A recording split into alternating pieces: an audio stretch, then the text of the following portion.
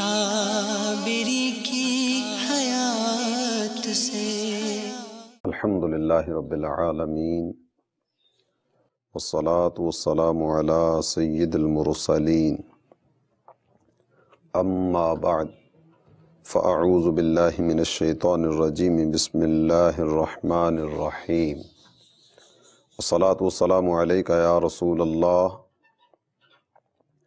وعلی آلک واصحابک یا حبیب اللہ، والصلاة والسلام علیکہ یا نبی اللہ وعلی آلک واصحابک یا نور اللہ۔ میرے پیارے اسلامی بھائیوں اور مدنی چینل کے ناظرین، ہم اس وقت مدنی چینل کے سلسلہ ایک واقعہ ایک سبق میں حاضر ہیں۔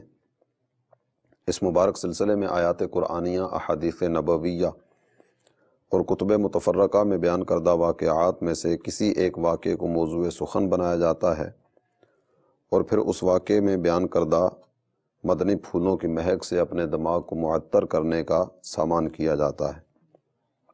آئیے حسب معمول درود پاک کی فضیلت سننے کی سعادت حاصل کرتے ہیں۔ نبی پاک صلی اللہ تعالیٰ علیہ وآلہ وسلم نے ارشاد فرمایا، جو مجھ پر روزانہ 50 مرتبہ درود پاک پڑھتا ہے، کل بروز قیامت میں اس سے مصافحہ کروں گا۔ صلو علی الحبیب صلی اللہ تعالیٰ علی محمد وعلی آلہ وصحبہ وبارک وسلم۔ سلسلے کی ابتدا میں کچھ اچھی نیتیں بھی کر لیجئے تاکہ ثواب بھی ملے۔ اللہ عز و جل کی رضا پانے، ثواب کمانے اور اپنی آخرت بنانے کے لیے از ابتدا تا انتہا توجہ کے ساتھ سننے کی سعادت حاصل کروں گا۔ جن کاموں کے کرنے کا کہا جائے گا وہ کروں گا، اور جن کاموں سے منع کیا جائے گا ان سے بچنے کی کوشش کروں گا۔ یہ بھی نیت کیجئے، جو سیکھیں گے سب کو سکھاتے چلیں گے، دیے سے دیے کو جلاتے چلیں گے۔ صلو علی الحبیب صلی اللہ تعالی علی محمد وعلی آلہ وصحبہ وبارک وسلم۔ میرے پیارے اسلامی بھائیوں اور مدنی چینل کے ناظرین، اللہ عز و جل کی راہ میں خرچ کرنا بہت بڑی فضیلتوں کا سبب ہے۔ باقاعدہ سے انفاق فی سبیل اللہ، اس پر کتب احادیث میں بیشتر از بیش احادیث بھی موجود ہیں۔ آیات قرآنیہ میں بھی اللہ عز و جل نے راہ خدا میں خرچ کرنے کا حکم بھی ارشاد فرمایا، اس کی فضیلتیں بھی ارشاد فرمائیں، اس کی ترغیب بھی دلائی۔ بعض اوقات اس طرح کے واقعات پیش آیا کرتے ہیں کہ بندے نے دنیا میں جو اللہ کی راہ میں خرچ کیا، دنیا ہی میں وہ اس خرچ کی فضیلت پا لیتا ہے، اور اس خرچ کی برکتیں اسے دنیا ہی میں نصیب ہو جاتی ہیں۔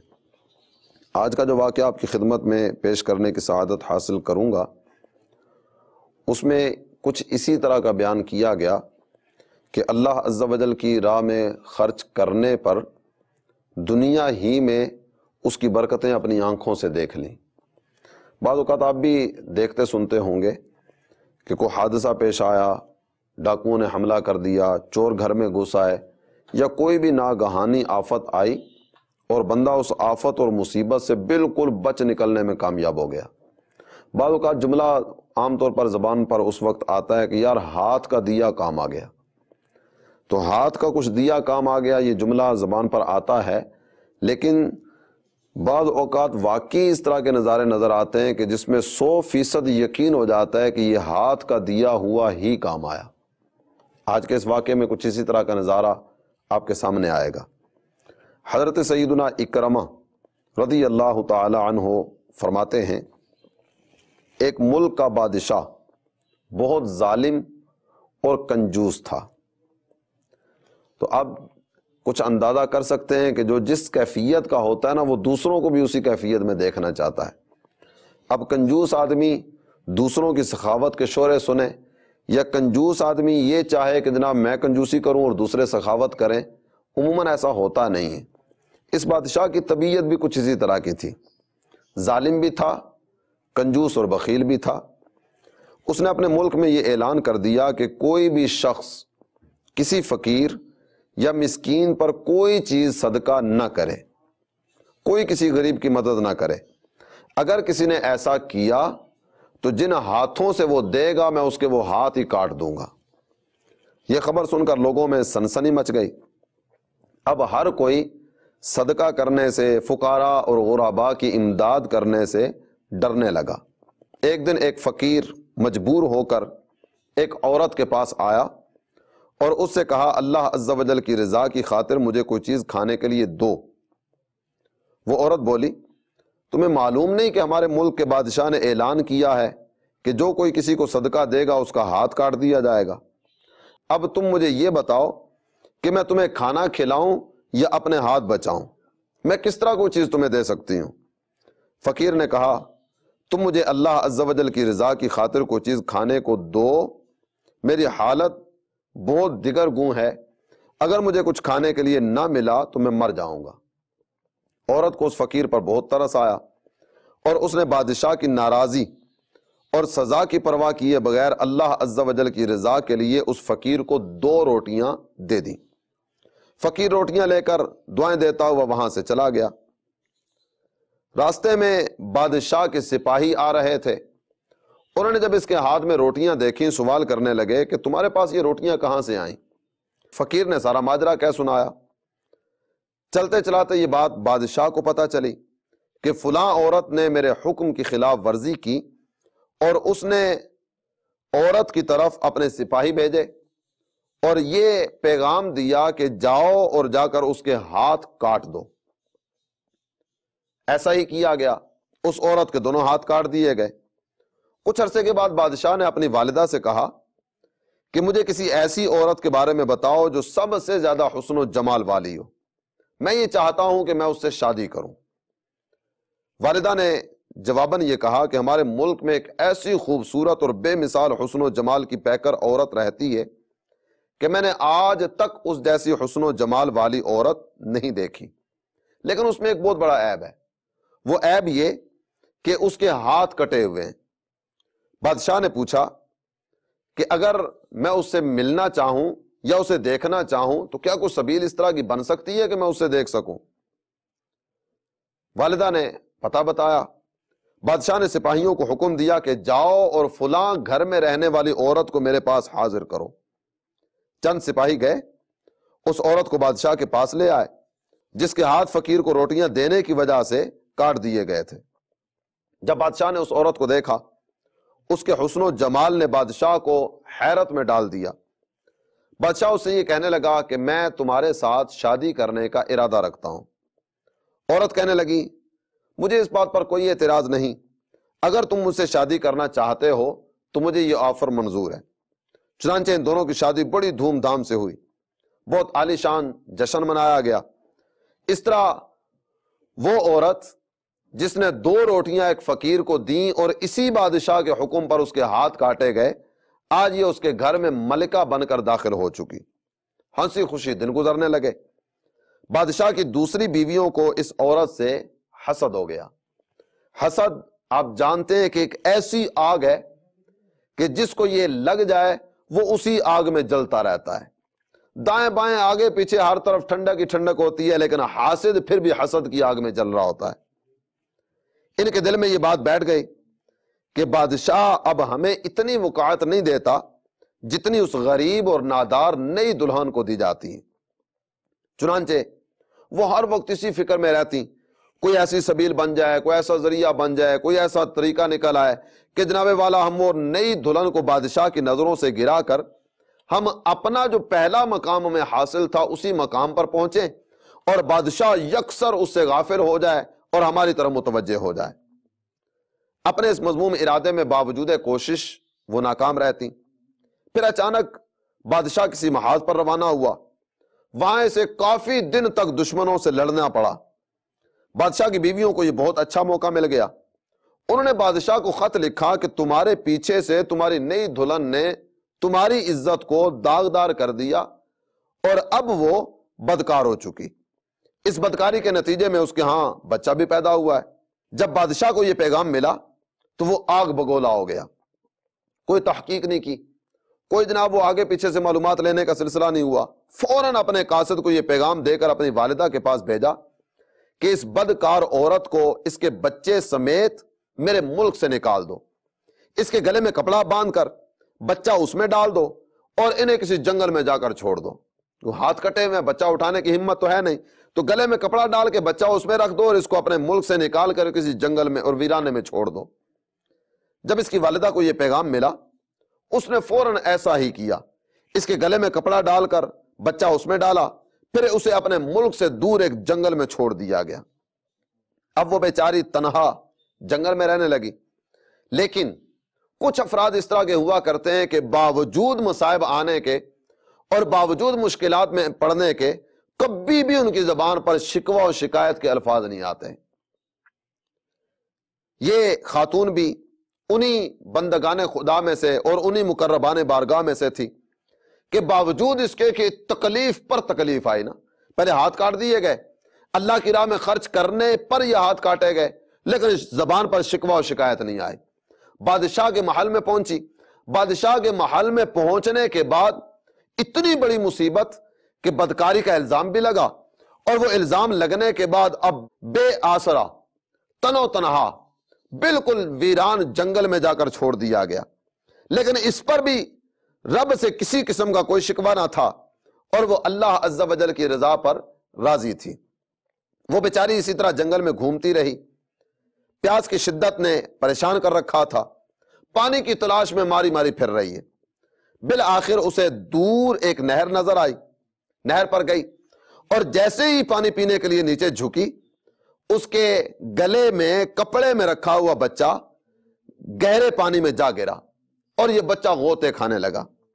جب عورت نے اپنے بچے کو ڈوبتا دیکھا، پیاس کی یاد بھی نہ رہی، پیاس کی ہوش بھی نہ رہی، رونے لگی، اور روتے روتے فریاد کناں ہے۔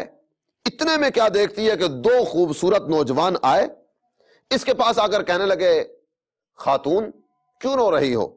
میرا بیٹا اس نہر میں ڈوب گیا، میں اسی کے غم میں رو رہی ہوں۔ ان خوبصورت نوجوانوں نے پوچھا، کیا تو چاہتی ہے کہ ہم تیرا بچہ نکال کر تمہیں واپس کر دیں؟ عورت بےتاب ہو کر یکدم کہنے لگی، ہاں میں یہی چاہتی ہوں کہ میرا بچہ مجھے واپس لوٹا دیا جائے۔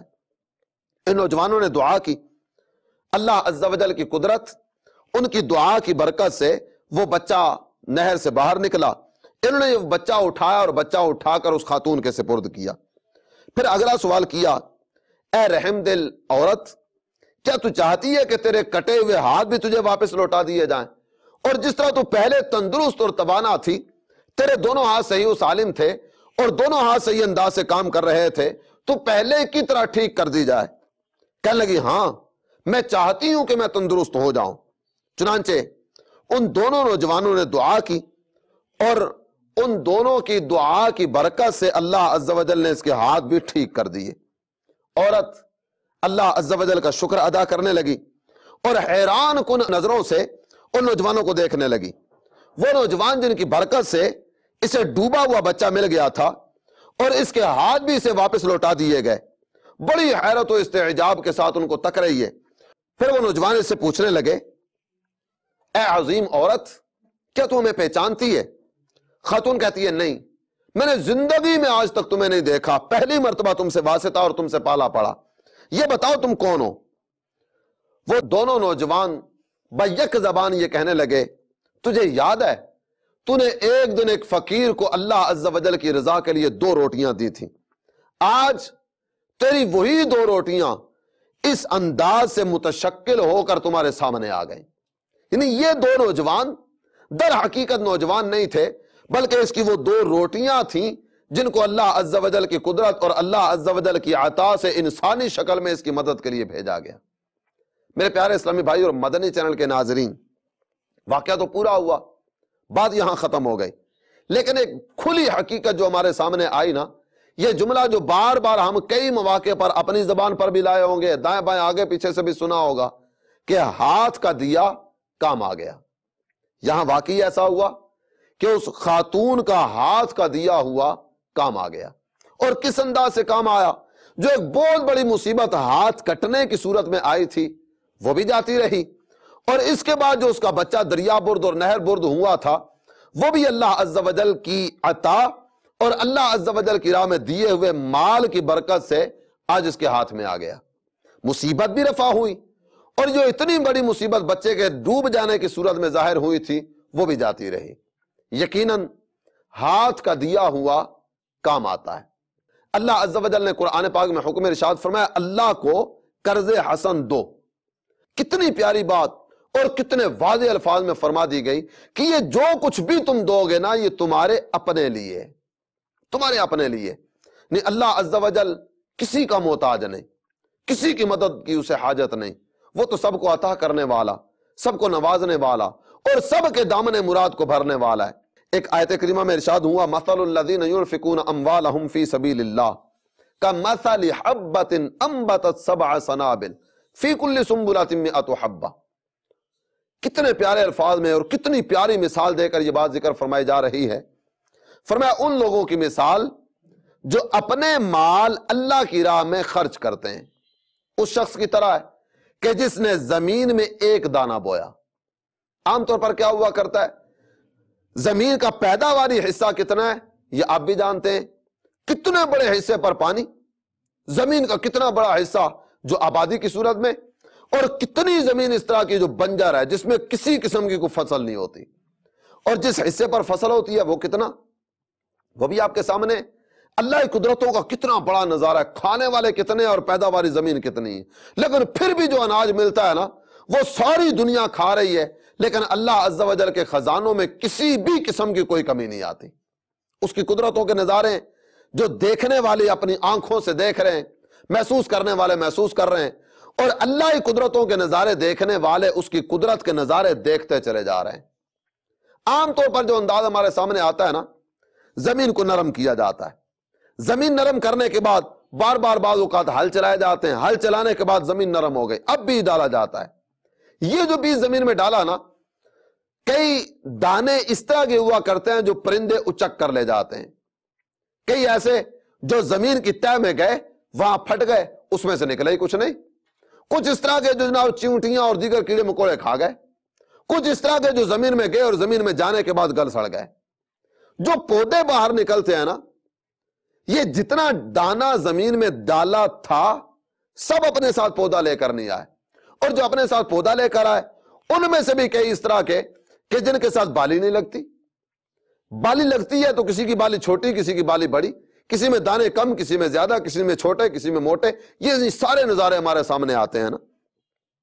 وہاں ایک دانہ اپنے ساتھ کچھ لے کر آئے لازمی نہیں ہے، اور جو اپنے ساتھ کچھ لے کر آیا اس پر دانہ بھی لگے یہ بھی لازمی نہیں ہے۔ کسی کے ساتھ بالی لگی تو اس بالی میں کتنے دانے ہیں، کسی میں کم کسی میں زیادہ، کسی میں چھوٹے کسی میں موٹے، یہ سب چیزیں ہمارے سامنے ہیں۔ لیکن اللہ کی راہ میں جس نے دیا نا، قرآن اس کو ایک مثال کے ذریعے ذکر فرماتا ہے۔ فرمایا اس کی مثال اس شخص کی طرح ہے جس نے زمین میں ایک دانہ بویا، اور وہ ایک دانہ اپنے ساتھ ایک بالی نہیں 7 بالیاں لے کر آیا۔ ایک دانہ اپنے ساتھ 7 بالیاں لے کر آیا، اور فی کل سنبلۃ مئۃ حبۃ، ہر بالی میں 100 دانے۔ نہیں، اللہ کی راہ میں دینے والا جس نے راہ خدا میں 1 روپیہ خرچ کیا، 1 کے بدلے 700، اس کریم کے کرم پر قربان، اس رحیم کی مہربانیوں پر قربان۔ اب تصور کیجئے 1 دیا اور اس نے 1 کے بدلے 700 گنا عطا فرمایا، اور 700 پر بھی بس نہیں ہے، فرمایا واللہ یضاعف لمن یشاء، اللہ جسے چاہے جتنا چاہے اضافے کے ساتھ عطا فرمائے۔ وہ تو صاحب فضل عظیم ہے، جسے چاہے جس طرح چاہے جتنا چاہے عطا فرما دے۔ عام حالات کی اگر بات کی جائے نا، یہ تو 700 گنا کی بات کی گئی، کم از کم بھی جس کو ملے گا، فرمایا من جاء بالحسنۃ فلہ 10 امثالھا، جسے کم از کم بھی ملے گا نا، قرآن ارشاد فرماتا ہے جو 1 نیکی کرے گا اسے 10 گنا عطا کیا جائے گا۔ نہیں، 10 گنا سے لے کر 700 گنا تک اجر و ثواب دیا جاتا ہے اللہ عز و جل کی راہ میں خرچ کرنے والے کو، اور 700 پر بھی بس کہاں، واللہ یضاعف لمن یشاء، اور اللہ جسے چاہے اس سے بھی بڑھا کر عطا فرمائے۔ اللہ تعالی جل جلالہ کی قدرتوں پر قربان۔ اس میں اگر تھوڑا سا پیچھے آ کر ایک بات کی طرف اور بھی اشارہ کروں، انفاق فی سبیل اللہ کی فضیلتیں کیا ہیں، اس کے بارے میں مزید 1-2 مدنی پھول آپ کی خدمت میں عرض کروں گا۔ لیکن تھوڑا سا اگر پیچھے آئے نا، اس واقعے میں جو ایک بات بیان کی گئی، بادشاہ کی دیگر بیویاں حسد میں مبتلا ہوئیں اور حسد کی آگ میں جل بھن کر کوئلہ ہوتی چلی گئیں۔ اب موقع کی تلاش میں ٹو میں لگی ہوئی ہیں، کوئی ایسی بات، کوئی ایسا موقع کہ جس کو ہم سامنے رکھ کر بادشاہ کے دل سے اس کی محبت کو نکال دیں۔ ٹو میں لگے، جب کچھ نہیں ملا تو ایک جھوٹ بول دیا۔ الحمدللہ میرے اہل سنت نے ہمیں جو ایک نعرہ دیا نا، محبتوں کے چور چغل خور۔ حقیقت یہ ہے کہ ان چغل خوروں نے محبتیں ختم کر کے نفرتوں کے بیج بونا شروع کیے، اور یہ ساری نفرتیں کس انداز سے ظاہر ہوتی ہیں؟ اس خاتون کو بچے سمیت نکال دیا گیا، اور پھر ہاتھ کا دیا ہوا کام آ گیا، ہاتھ کا دیا ہوا دنیا ہی میں اپنے ساتھ برکتیں لے کر آیا۔ مشکات شریف کی حدیث مبارکہ، نبی پاک صلی اللہ تعالی علیہ وآلہ وسلم ارشاد فرماتے ہیں کہ روزانہ 2 فرشتے آسمان سے اترتے ہیں، ان میں سے ایک کی زبان پر یہ ہوا کرتا ہے، اے اللہ خرچ کرنے والوں کو اور دے، جو تیری راہ میں خرچ کرنے والے ہیں نا میرے مالک انہیں اور عطا کر۔ اور دوسرا فرشتہ یہ عرض کرتا ہے، اے اللہ جو روک رکھنے والا ہے اسے تباہ و برباد کر دے، اے اللہ جو روکنے والا ہے اسے تباہ و برباد کر دے۔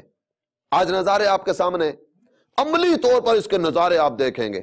اللہ کی راہ میں خرچ کرنے والا عام طور پر تنگی میں کم آتا ہے، اللہ کی راہ میں دینے والا عام طور پر مصیبتوں سے بچ جاتا ہے، اللہ کی راہ میں دینے والا اپنے مال میں برکت بھی لاتا ہے، اپنے مال میں اضافے کا سامان بھی کرتا ہے۔ اللہ کی راہ میں خرچ کرنے والا اطمینان، چین اور قرار کی زندگی بسر کرتا ہے، جبکہ بخیل، کنجوس، اپنے مال کے حقوق واجبہ ادا نہ کرنے والا اور اپنے مال کو بچا بچا کر رکھنے والا کس انداز سے اس کے اپنی تجوری میں سے پیسے نکلتے چلے جا رہے ہوتے ہیں۔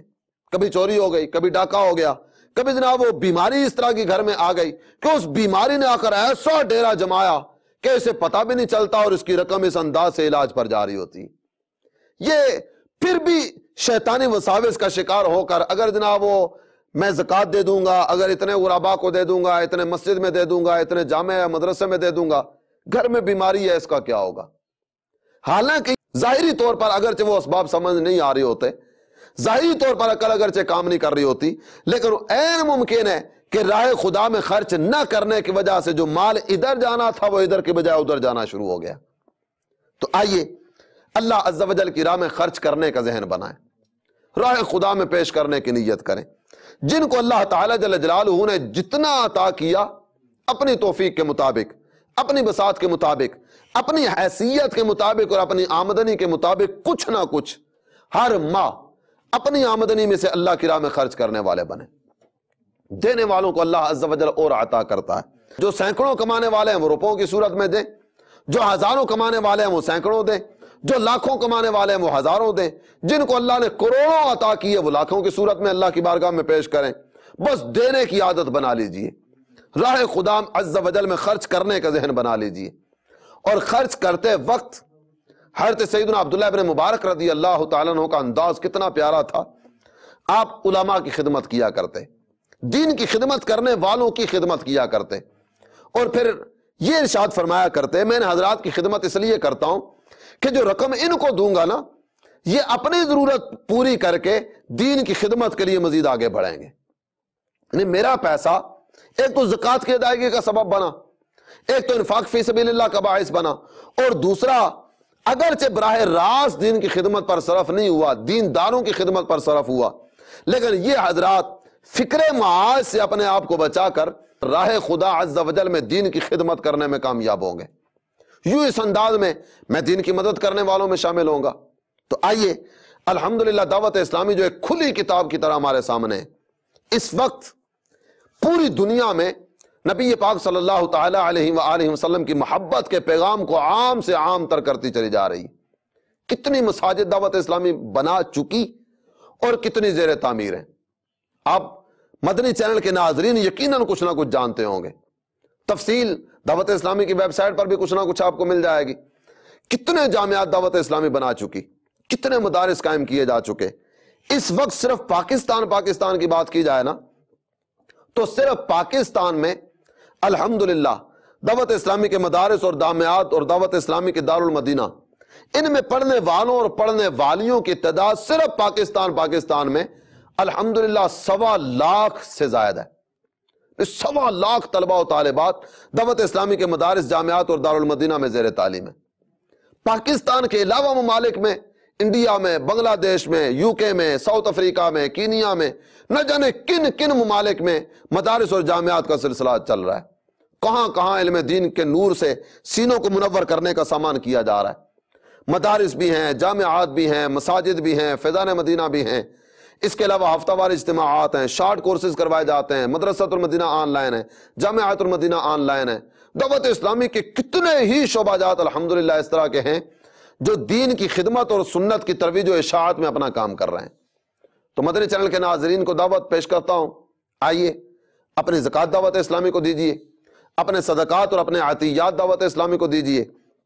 آپ کا دیا ہوا پیسہ انشاءاللہ عز و جل دین کی ترویج و اشاعت کے کاموں ہی میں خرچ ہوگا۔ آپ کی دی ہوئی رقم ہو سکتا ہے کسی غیر مسلم کی اسلام آوری کا سبب بن جائے۔ آپ کا دیا ہوا پیسہ عین ممکن ہے کسی بے نمازی کے نمازی بننے کا سبب بن جائے۔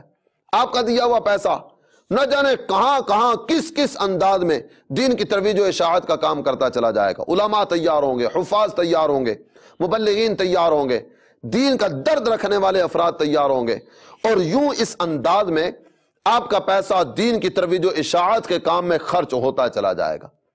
تو آئیے دعوت اسلامی کی مدد کیجئے، جامعات اور مدارس کے چلانے میں اپنا روپیہ خرچ کیجئے۔ انشاءاللہ عز و جل اس کی برکتیں دنیا میں بھی ملیں گی، آخرت میں بھی ملیں گی۔ اور عین ممکن ہے جس طرح یہ ہماری زبان پر یہ جملہ آتا نا، ہاتھ کا دیا کام آ گیا، اور آج کے واقعے میں جو ہمارے سامنے چیز آئی کہ واقعی ہاتھ کا دیا کام آیا، ہو سکتا ہے کوئی وقت اس طرح کا بھی آئے کہ ہماری زبان پر بھی یہ جملہ آئے کہ یار جو دعوت اسلامی کے جامعہ کو پیسے دیے تھے، جو مدرسے کی خدمت کی تھی، دارالمدینہ بنانے میں اپنا کردار ادا کیا تھا، مساجد اور مراکز آباد کرنے میں اپنا پیسہ دیا تھا، یقیناً وہ ہاتھ کا دیا کام آ گیا۔ اللہ عمل کی توفیق عطا فرمائے، آمین، بجاہ النبی الامین صلی اللہ تعالی علیہ وآلہ وسلم۔